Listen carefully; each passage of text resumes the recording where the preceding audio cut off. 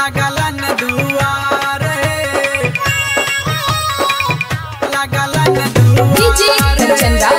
मुजफ्फरपुर के धर्मेंद्र दुल्हा recorded by star music बाराती। कहवा के पियर माटी कहाँ के कुदार है कहवा के पियर माटी कहाँ के कुदार है कहाँ के धर्मेंद्र दुल्हा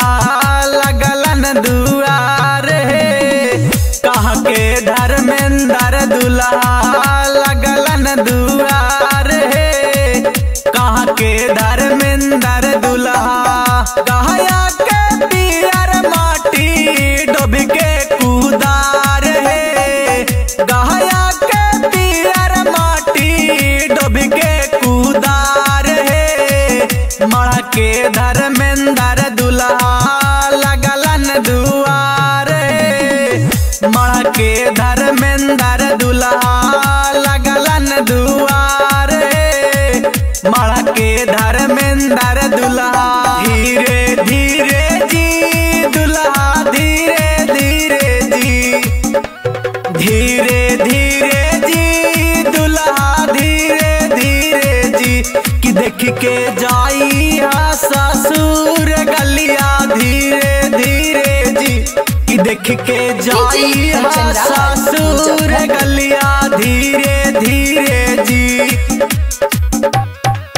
कहवा के मुआ मोती कहवा के रीत है कहवा के मुआ मोती कहवा के रीत है कहाँ के धर्मेंद्र दुल्हा मौर्या साहित्य है कहाँ के धर्मेंद्र दुल्हा मौर्या साहित्य है कहाँ के धर्मेंद्र दुल्हा कहया के मुआ मोती डोभी के रीत कहया के मुआ मोती डोभी के रीत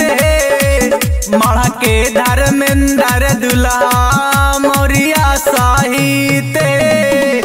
मड़ा के धर्मेंद्र दुल्हा मौर्या साहित्य मड़ा के धर्मेंद्र दुल्हा भारी भारी अंजूरी से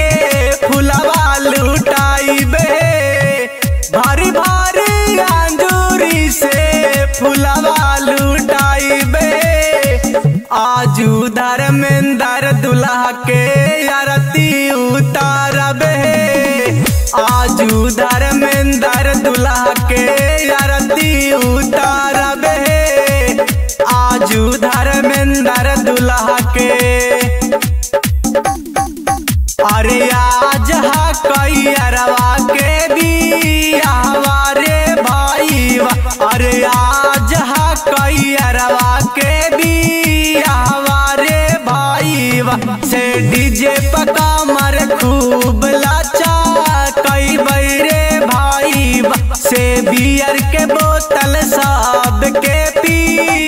बैरे भाई से चंदन छलिया के गाना जय बैरे भाई से चंदन छलिया के